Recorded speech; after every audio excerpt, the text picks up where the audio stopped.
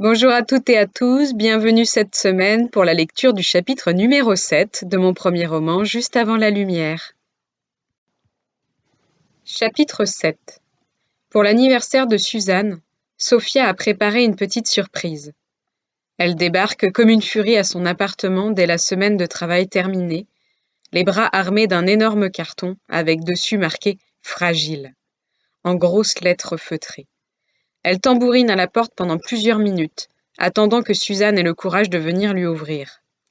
De l'autre côté, la trentenaire fait la morte. Elle est fatiguée de sa semaine et ne veut pas ouvrir.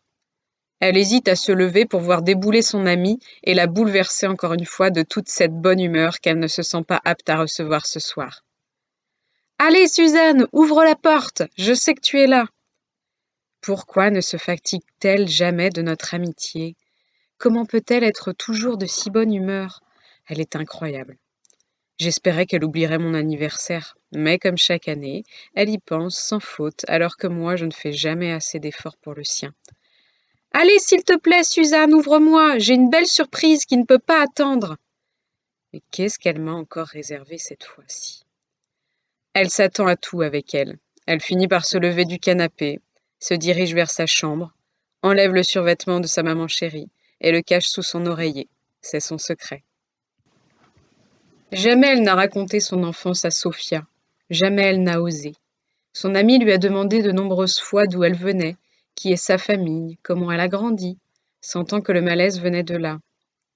Suzanne n'a jamais voulu répondre, prétextant toujours la même chose. Je n'ai pas envie d'en parler, Sophia, je te l'ai déjà dit. Mais pourquoi ? Je suis sûre que si tu te délivrais de tout ce poids, quel qu'il soit, tu te sentirais mieux. Ce n'est pas bon de tout garder en soi. Je ne veux pas que tu tombes malade, moi. Si je tombais malade, tout serait plus simple. Je pourrais enfin en finir. Arrête avec tes idées noires, tu sais que je n'aime pas t'entendre dire ça. Fais attention car je suis capable de venir m'incruster chez toi jour et nuit si je vois que tu te laisses aller. Suzanne passe un pantalon ample et tout aussi informe, se regarde dans le miroir attenant et grimace. Maman avait beaucoup plus de grâce que moi. Si seulement elle était encore là, elle pourrait m'apprendre à me faire belle et à arranger ce vilain visage. J'aimerais bien voir à quoi ressemble Clémence maintenant. Ressemble-t-elle à notre mère ? Et Marc a-t-il le visage de ce monstre ? Ne pas y penser. Non, ne pas y penser. Les recontacter me demanderait trop de force. Je ne peux pas et je ne veux pas. Elle finit par aller ouvrir la porte d'entrée, Sophia ne s'étant pas calmée sur le palier. « Bon anniversaire !» « Merci, » répond-elle par pure politesse. « Super, Suzanne, tu vas voir, tu vas être ravie de mon cadeau pour une fois. J'ai hâte que tu le vois. » J'espère que tu n'as pas fait de folie. Je t'avais dit que je ne voulais pas fêter mon anniversaire. Mais tu me dis ça chaque année et moi je fais donc le contraire. Ça, c'est une bonne amie. Je vais quand même pas te laisser toute seule pour tes 38 ans. J'aurais préféré, tu le sais. Mais comme tu aimes bien toujours le contraire de ce que je dis, je sais que c'est pour ça que tu m'aimes, ne t'inquiète pas. Tu n'as pas besoin de le dire, je te connais heureusement. 38 ans, ça se fête. Tu sais d'ailleurs en numérologie, ça fait 11. C'est un maître au nombre, alors c'est une année spéciale car c'est aussi ton chemin de vie. Je l'ai calculé hier soir. Tu t'es mise à la numérologie ? T'as plus assez de boulot comme reine du bonheur dans ta boîte ? Finit-elle par esquisser un sourire en délivrant la chaîne du verrou de la porte. Ne te moque pas, c'est très sérieux. C'est une science des nombres. Toute notre vie est régie par une série de chiffres qui nous éclairent sur notre destin, nos missions, notre caractère et le but de notre vie. Grâce aux nombres, on peut tout comprendre et aller de l'avant. Tu crois à toutes ces sornettes ? Tu as pourtant fait des études de droit, non ? Justement, les exemples sont bluffants. Tu vois, moi je suis un 3. Et la description du 3, c'est une personne pétillante, bouillonnante, portée par un enthousiasme à toute épreuve, sa capacité à divertir, son sens de l'humour et de l'autodérision, et ses aptitudes sociales. Bref, communication et créativité. Synthèse haute en couleurs, non ? Trop dingue ? Là, j'avoue que c'est tout à fait toi, déclare-t-elle en s'empêchant de pouffer de rire. Sophia entre dans la pièce, le gros carton toujours dans les bras. Elle tourne autour de Suzanne qui se rassoit dans le canapé. Son amie s'agite devant elle, pleine d'effervescence. Toi, tu es un 11. Alors tu as quelque chose de spécial, je l'ai toujours su, et la numérologie vient seulement le prouver. Le 11 est un maître nombre, ce n'est pas un chiffre comme les autres. Il symbolise le dépassement, les révélations, l'intuition, l'inspiration et les dons de clairvoyance. Mouais, dit Suzanne en bâillant. Tu te rends compte, tu es peut-être médium? C'est certain, si la numérologie le dit, rit-elle enfin de bon cœur, n'en pouvant plus d'écouter ses balivernes. Au moins tu auras réussi à me faire rigoler le jour de mon anniversaire. Sois sérieuse un peu, ne prends pas à la légère ce que je te dis et pense-y. C'est toi qui me dis d'être plus sérieuse, alors que tu me cries toujours de me décoincer le reste du temps. Bon, on en reparlera plus tard, tu verras, les chiffres ne mentent pas. Sophia s'approche maintenant de son amie, s'assoit à côté d'elle dans le canapé et lui fourre le gros carton dans les bras. Tu vas voir, c'est le meilleur cadeau auquel j'ai pensé depuis qu'on se connaît. Ouh là là, tu me fais peur. Le carton se met à bouger sur les genoux de Suzanne, dont les yeux s'écarquillent de stupeur. Mais c'est quoi dedans? Ouvre et tu verras. Bon anniversaire, ma copse. À peine le temps de défaire le scotch qui empêche l'ouverture que Sophia a déjà filé en claquant la porte, la laissant là avec cet adorable petit chiot aux oreilles pendantes qui aboie d'un petit cri de joie à l'idée de respirer à nouveau à l'air libre. Il sort du carton et saute sur sa nouvelle propriétaire, lui léchant furieusement le visage pour lui montrer son contentement. Suzanne relève la tête, cherchant du regard Sophia qui vient de s'évaporer comme par magie. Elle ne paie rien pour attendre celle-là. Je ne veux pas de bestiole, je n'ai rien à lui donner à manger et je ne sais pas m'en occuper. M'occuper de moi-même me donne déjà assez de travail. Demain, je lui rends et elle se débrouille avec. Forcément, Sophia ne répond pas au téléphone. Suzanne tente de lui laisser des messages. En vain. Elle ne reçoit pour réponse qu'un seul SMS. Tu vas très bien t'en occuper, ne t'inquiète pas. En plus, c'est aussi un 11. C'est pour ça que je l'ai choisi, pour toi. Ne cherche pas à le ramener. C'est le frère de mon collègue qui vit dans la campagne, qui a eu une portée, et il allait le tuer. Tu ne veux pas ça, hein? Embrasse-le de ma part, c'est un petit boy. Suzanne reste plantée là, face à cette peluche remuante, qui aboie en la regardant. Puis elle se met à tourner en rond dans son appartement, en se demandant ce qu'elle va bien pouvoir faire de cet animal. Sophia va me faire la vie dure pour garder ce chiot et ne pas vouloir le reprendre, même si je lui fais une scène. Comment faire pour m'en débarrasser sans la contrarier? Je ne peux quand même pas garder ce chien. Je ne sais pas m'en occuper, il va être malheureux avec moi. Ce n'est pas un cadeau, ni pour lui, ni pour moi. Comment a-t-elle pu oser me faire ça pour mon anniversaire? Je la retiens. Je vais lui faire la tête pendant quelques jours pour lui apprendre et lui faire comprendre. Elle arrête de faire les 100 pas dans le salon et se fige face au chiot, allongé calmement sur le tapis devant la petite table basse. L'animal ouvre sa gueule en couinant, remarquant son attention. Et il se lève aussitôt et lui saute sur la jambe gauche pour lui montrer son contentement. Suzanne s'agenouille, le regarde fixement, puis se met à lui parler comme à un adulte, ne sachant pas quel ton utiliser. Alors écoute-moi, Sophia est repartie sans toi, tu vas être obligée de rester ici cette nuit, en attendant que je trouve une autre solution. Le chiot se remet à gémir contre sa cuisse, visiblement content que sa nouvelle maîtresse s'intéresse enfin à lui. Je vais voir si j'ai des restes dans le frigo pour toi. Ne bouge pas. Elle se dirige vers la cuisine. Il la suit immédiatement, en tirant la langue. Suzanne se rend compte qu'il l'a suivi, émet un soupir, puis ouvre le frigidaire pour voir ce qu'il contient. Un poireau défraîchi, un reste de soupe sans date, un morceau de fromage un peu durci, un fond de brique de lait avec une date dépassée, et un morceau de foie gras offert par un client du cabinet. Je ne sais pas ce que je vais bien pouvoir te donner, mon pauvre. Si je te rends malade, ça va pas m'aider pour te trouver un nouveau foyer. L'animal la regarde sans comprendre, inclinant légèrement sa gueule de travers, comme s'il essayait de comprendre son problème. Bon, je sais ce qu'on va faire. Pas le choix. On va être obligé de descendre pour aller acheter des croquettes à l'épicerie du coin. Tu pourras en profiter pour faire tes besoins d'ailleurs.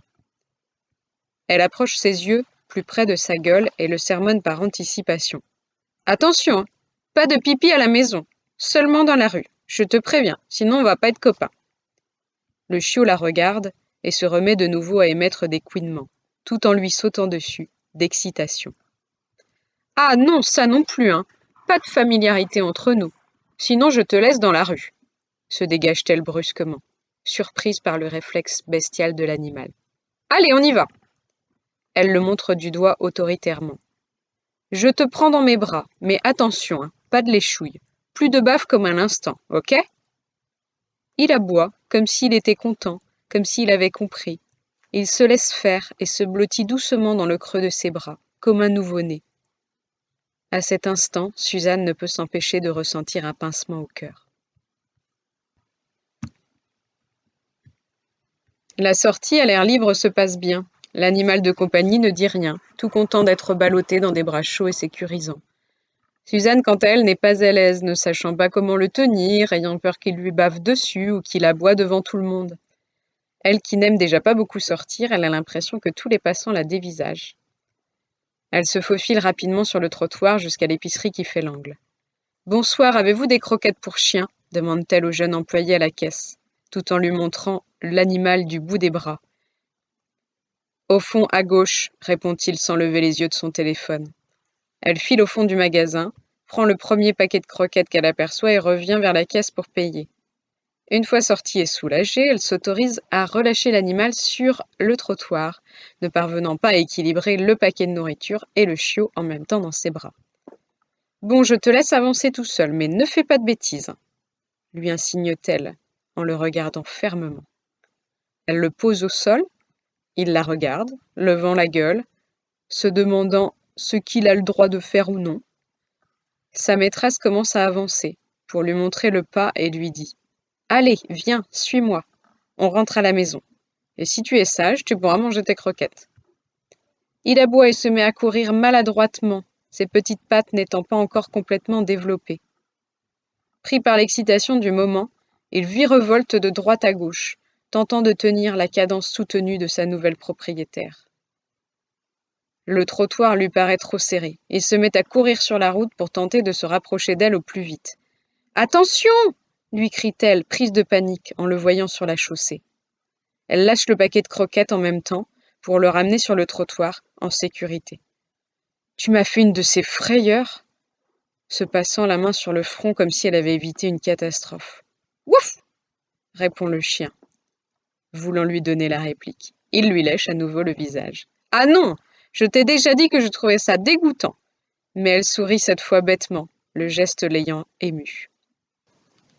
Elle se redresse, puis se retourne, et tombe nez à nez avec Monsieur Delorme et son fils dans la rue. « Ah ! Bonsoir, excusez-moi, je ne vous avais pas vu. » « Ne vous excusez pas, je suis content de vous croiser par hasard. C'est la première fois que je vous vois dans le quartier, en dehors du cabinet. Vous habitez dans le coin ? » ?»« Oui, juste à côté. Je ne sors pas beaucoup, mais là, je n'avais pas le choix, » dit-elle en regardant l'animal dans ses bras. L'avocat ramasse le paquet de croquettes. « Si vous voulez, je vous raccompagne. Ce sera plus simple pour vous rapporter les croquettes. Vous avez déjà les bras bien chargés. »« Merci, c'est gentil de votre part. Au fait, je manquais tous mes devoirs. Je vous présente mon fils Daniel. »« Bonsoir Daniel, heureuse de faire ta connaissance. »« Moi c'est Dany, pas Daniel, ok ? Va pour Dany alors. »« Daniel, tu n'es pas obligé d'être désagréable. Suzanne est mon assistante au cabinet. Elle m'aide beaucoup dans mon travail. Allez, on vous raccompagne. » Daniel fait une grimace dès que Suzanne a le dos tourné. Nicolas ne s'en rend pas compte, reprenant sa marche, content de croiser son assistante. Et ils se mettent à discuter boulot et météo. Daniel les regarde, écœuré de les voir roucouler. Puis il focalise son attention en direction du chiot. « Je peux prendre votre chien dans mes bras ?» lui demande-t-il tout à coup, changeant d'humeur. « Avec plaisir. On vient de me le laisser en garde il y a 1 heure et je ne suis pas du tout douée avec les animaux. » Suzanne lui dépose le paquet dans les bras, contente d'être soulagée de ce poids. Puis elle dirige à nouveau toute son attention vers son responsable, ravie de cette rencontre fortuite. Daniel retrouve instantanément le sourire, tout heureux d'avoir la responsabilité du chiot. « Il est mignon et il s'appelle comment ? » Je ne sais pas, je ne crois pas qu'il ait encore de nom. »« Ah bon ? Mais il faut lui en trouver un alors. » « Tu as raison. Que proposes-tu, Dany ? » Pourquoi pas Snoopy? Trop classique, non? Le fils de l'avocat réfléchit, jusqu'à se souvenir d'une série vue à la télé récemment. Je sais, Zaga! Ça, c'est original. Il y a un chien qui s'appelle comme ça dans une série que je regarde. Et en plus, il lui ressemble, c'est la même race. Va pour Zaga, ça au moins ça sort de l'ordinaire. Le chiot, serti de noir sur le haut du dos, de marron au niveau de la tête, du haut des pattes et de blanc pour le museau et le reste du corps et des pattes, appartient à la race des beagles. Avec ses pattes courtes, ses oreilles longues, ses yeux affectueux et son air de Nouvelle-Angleterre, l'animal a tout pour faire craquer n'importe qui le regardant plus de quelques secondes. Daniel a déjà succombé. Nicolas n'a Dieu que pour son assistante, et Suzanne rit de ce moment improvisé qui la change de son quotidien ordinaire. Devrais-je le garder finalement? En une soirée, ce chien m'a permis non seulement de sortir de chez moi et de faire une rencontre agréable. Et puis ça me permettrait peut-être de rompre avec la solitude. Mais c'est quand même une sacrée responsabilité. Bon, on verra ça demain. Si je ne parviens pas à le rendre... Zaga, c'est un joli nom, ça lui va bien. Une fois devant l'immeuble, Daniel lui redonne le chiot et lui laisse entendre qu'il est d'accord pour s'occuper de lui si elle n'en veut pas. À l'idée de s'en séparer, Suzanne, qui devrait s'en réjouir, finit par douter. Nicolas et son fils repartent, saluent Suzanne et la laissent avec le chiot tout juste baptisé. Suzanne monte à l'appartement avec lui, par l'ascenseur, et lui ouvre en lui annonçant fièrement. « Allez, viens, tu as bien mérité tes croquettes, Zaga !» s'esclave-t-elle en le regardant malicieusement, grisée par cette soirée d'anniversaire pas comme les autres. Elle trouve une assiette creuse dans laquelle elle verse un peu de contenu du sac juste acheté et lui remplit un bol d'eau qu'elle pose à côté dans la cuisine.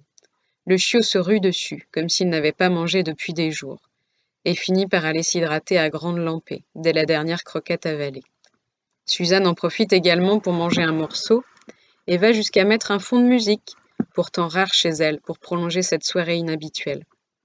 Au moment de dormir, elle revêt le même rituel, d'embrosser, survêtements rangés, pyjama enfilé, sans oublier les chaussettes d'hiver par-dessus et la porte de chambre semi-ouverte avant d'éteindre sa lumière. Mais elle a oublié une chose cette fois-ci.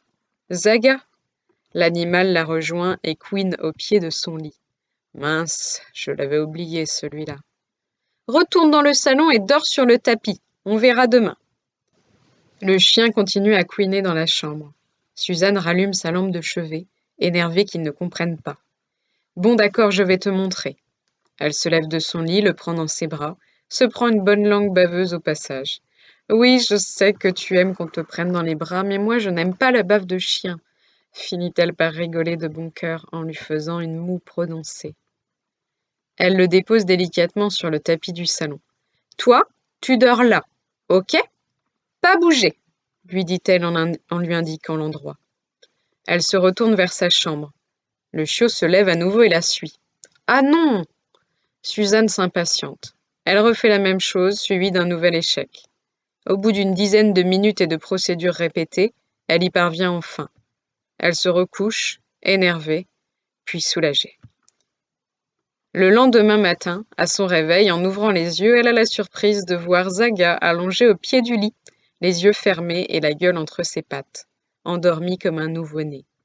Suzanne n'a pas le cœur de le gronder, déjà sous le charme du chiot, si sage.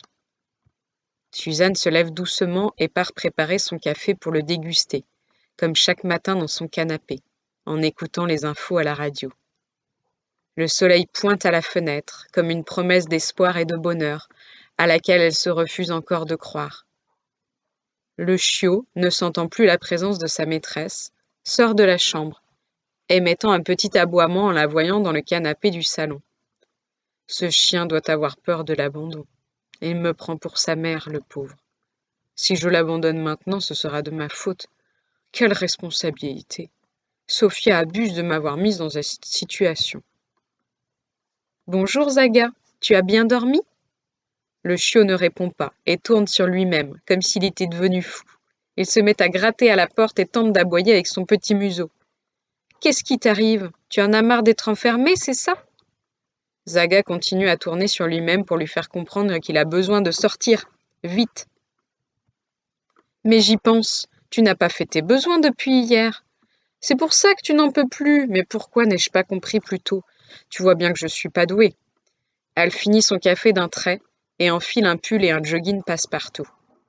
Allez, on y va. Excuse-moi, je n'avais pas pensé à ça. Il y a un petit parc en bas de la rue, c'est parti. L'animal lui saute sur la jambe, visiblement rassuré qu'elle ait compris son envie pressante. Suzanne et son nouveau compagnon sortent de l'immeuble à toute vitesse, évitant le drame de justesse.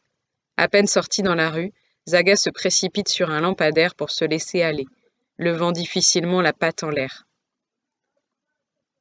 Heureusement, comme il est tôt, il y a peu de monde dans la rue. Elle regarde autour d'elle pour être certaine que personne ne voit le chiot se laisser aller contre le poteau, visiblement un peu gêné par la scène. Une fois libéré de ce poids, l'animal reprend ses habitudes et lui saute sur les jambes, demande à ce qu'elle le prenne dans ses bras et lui lèche enfin le visage pour la remercier. Je vois que tu te sens mieux. Désolée de n'avoir pas compris ton besoin plus tôt. Suzanne ne veut pas l'admettre ouvertement, mais sa décision est déjà prise, elle le sait. Elle se sent incapable d'abandonner ce chiot si attachant. Elle aimerait s'en débarrasser, pour éviter d'endosser cette responsabilité qui lui fait peur, mais son cœur est déjà trop attaché à cette peluche irrésistible. Ils continuent tous les deux jusqu'au parc du coin de la rue, un petit endroit de verdure paisible, bien caché des passants. Apparemment dédié aux animaux du quartier, d'autres chiens se promènent en toute liberté et se querellent gentiment. De l'autre côté se trouve un petit jardin assorti d'un bac à sable, où seuls quelques enfants lève-tôt jouent innocemment sous la surveillance de leurs parents, assis sur les bancs autour, fatigués d'être privés de grasse matinée. Suzanne en profite pour relever la tête, un peu nerveuse au début, car Zaga est en train de faire sa grosse commission dans un coin de pelouse. Elle se met à la recherche d'un distributeur de sacs pour ramasser ce petit cadeau du matin. Une fois rassurée et son boulot de maîtresse effectué, elle balance l'offrande à la poubelle, non sans dégoût, mais visiblement fière d'avoir réussi cette mission. Elle se détend enfin et s'autorise à regarder plus loin, plus haut, découvrant la lumière du matin dans le parc. Elle prend conscience de la nature environnante, mise en valeur par les ondes brumeuses et chatoyantes du lever. Les couleurs de l'aube sont douces et dorées. Une fois rentrée à la maison avec Zaga, elle s'agenouille, regarde le chiot droit dans les yeux et lui demande sérieusement. J'ai réfléchi. Hier, quand Sophia t'a amené chez moi sans mon accord, j'étais très en colère contre elle. Toi, tu n'as rien demandé. Ce n'est pas de ta faute, je le sais. Est-ce que tu veux quand même rester vivre ici? Avec moi? Elle scrute la réaction du chiot, qui incline légèrement sa tête et l'observe à son tour, sans comprendre. Est-ce que tu veux rester ici?